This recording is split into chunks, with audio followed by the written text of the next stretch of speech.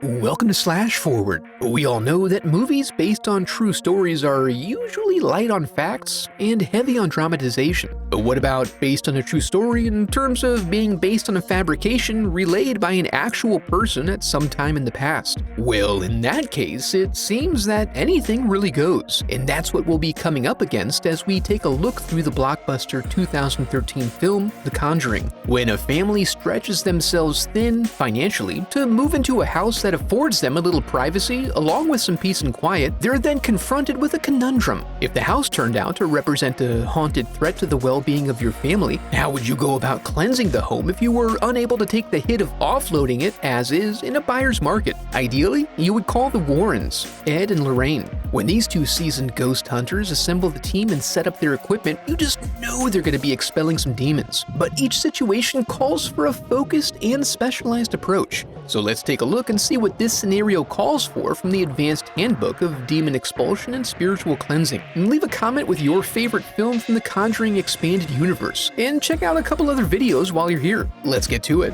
We open on a trio of roomies, explaining their spooky interactions with the haunted doll, Annabelle. They found a little ghost girl had taken a liking to the well-used toy, and so they welcomed her to occupy it.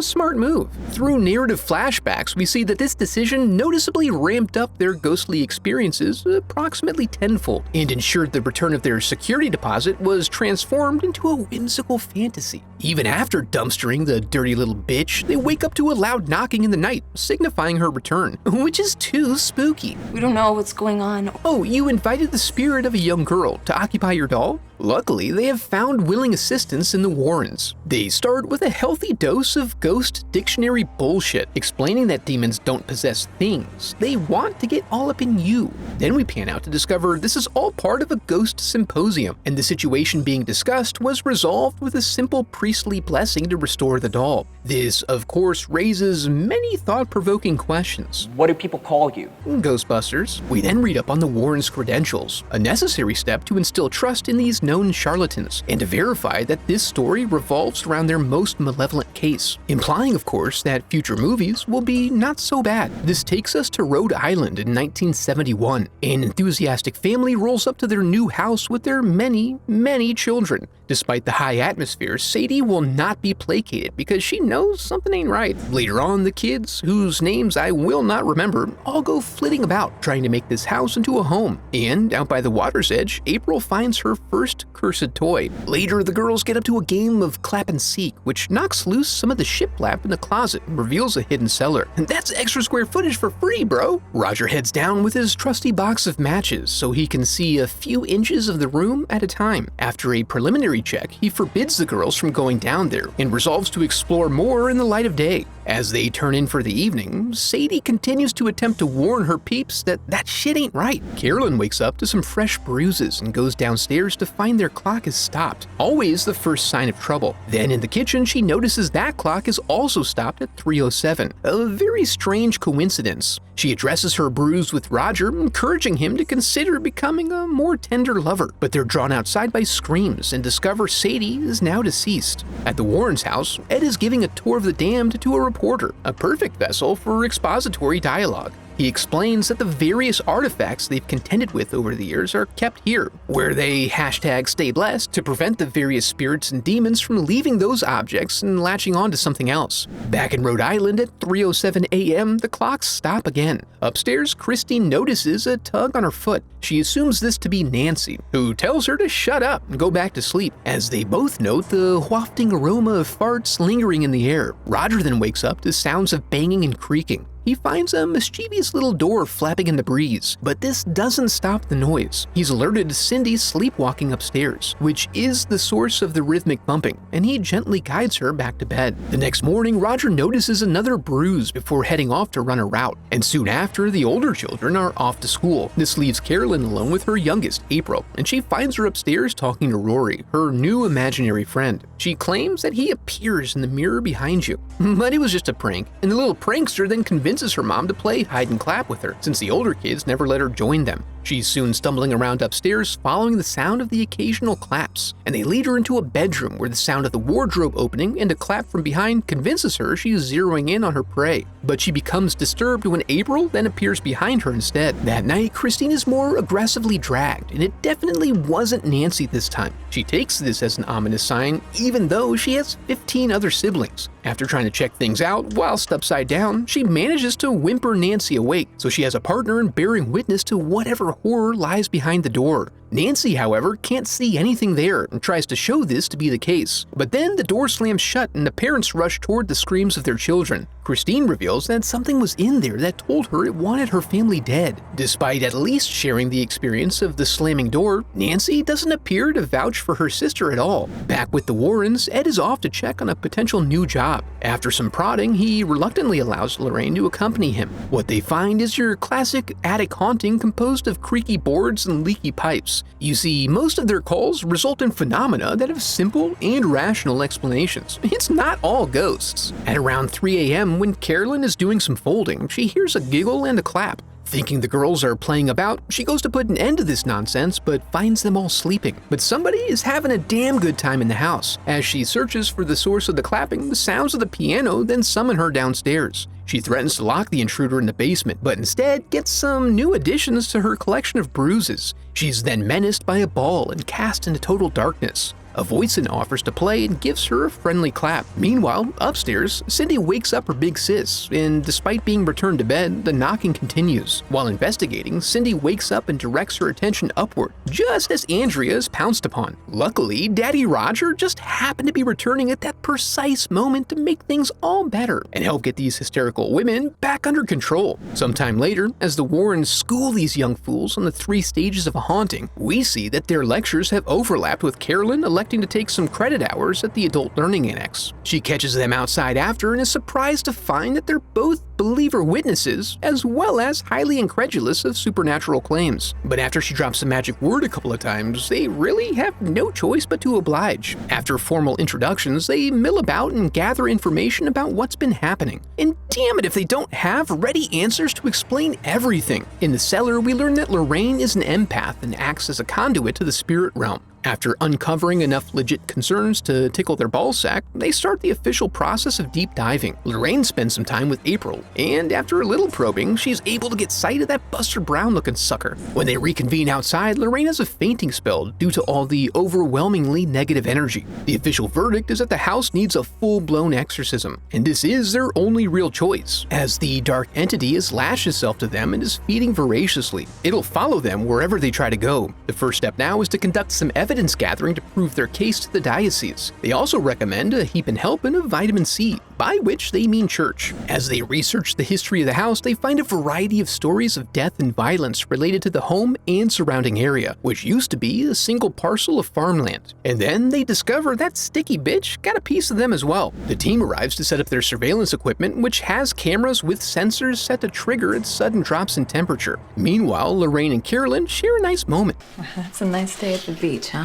How did you know? By the picture that you're holding? As night falls, they wait and watch. It's not long before some of the cameras trip and they all go bounding into the basement. Ed tries to intimidate the phantasm by aggressively thrusting his directional mic in various directions. But there is no further contact here, and the rest of the night is uneventful. They then celebrate the new day with a truly joyful breakfast. But there are cold winds a-brewing, and some revealing, and some possessing via spit swap. Lorraine rushes to the upstairs bathroom, but Carolyn pops out like everything's all good. Out at the car during boy time, Ed reveals that conjuring her visions takes a little bit out of Lorraine each time she does it. Their last job took a bit of a chunk, which is why he's now reluctant to let her participate in these types of things. That night finds them continuing their observations. Brad goes off to top off his sweet bean juice and ends up investigating some sounds. He's lucky enough to experience a fully embodied vaporous apparition.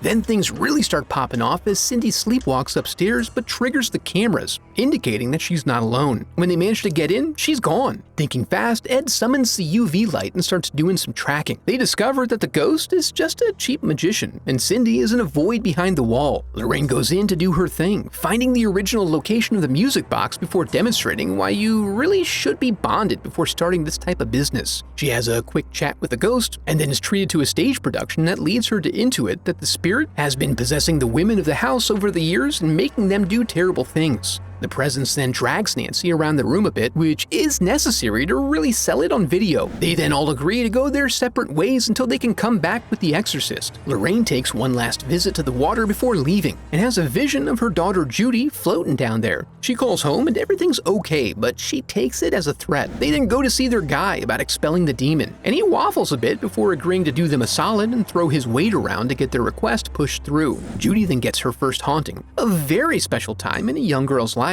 as is pushing boundaries, like going into a forbidden room, as well as being shrouded in near total darkness and being attacked by a ghost chair. But Fathers always arrive just in time, and after she blames this on Annabelle, he checks his personal museum and returns to confirm that everything appears to be in its place, other than the chair. Meanwhile, when the other dad returns, he learns that Carolyn has left with Christine and April, and as he tells the Warrens, they reeked of rotten meat. The whole team assembles, Vatican be damned, and addresses the immediate need.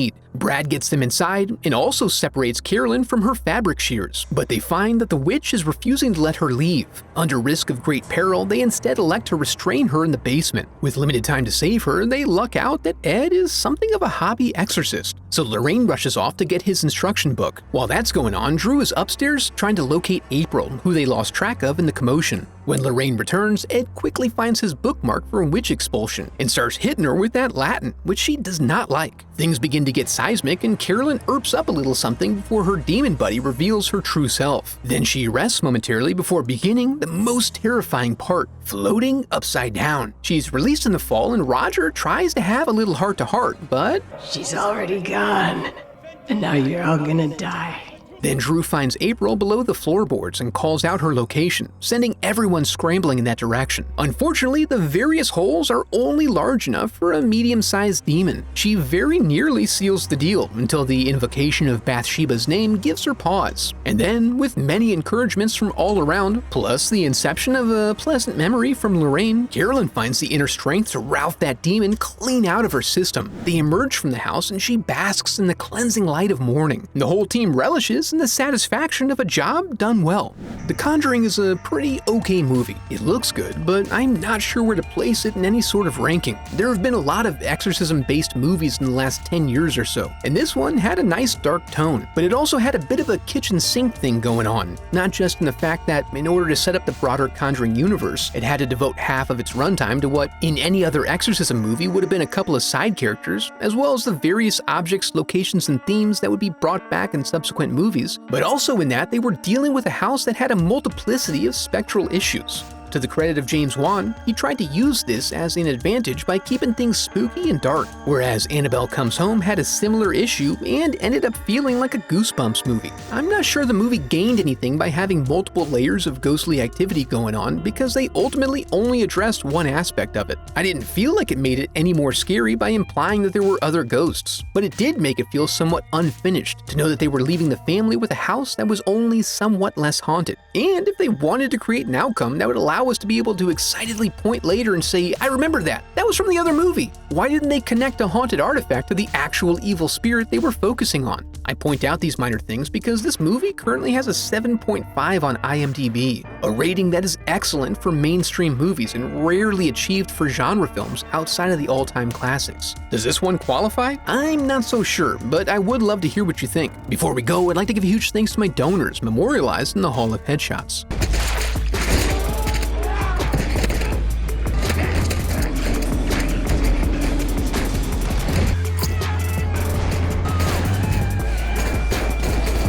I have a website set up where you can support the channel through donations or merch. Any donation unlocks uncensored movie reviews of Life Force, Under the Skin, and Possessor, with others to be added over time. And if you enjoyed the video, I would love for you to become part of the channel by subscribing. Thanks for watching.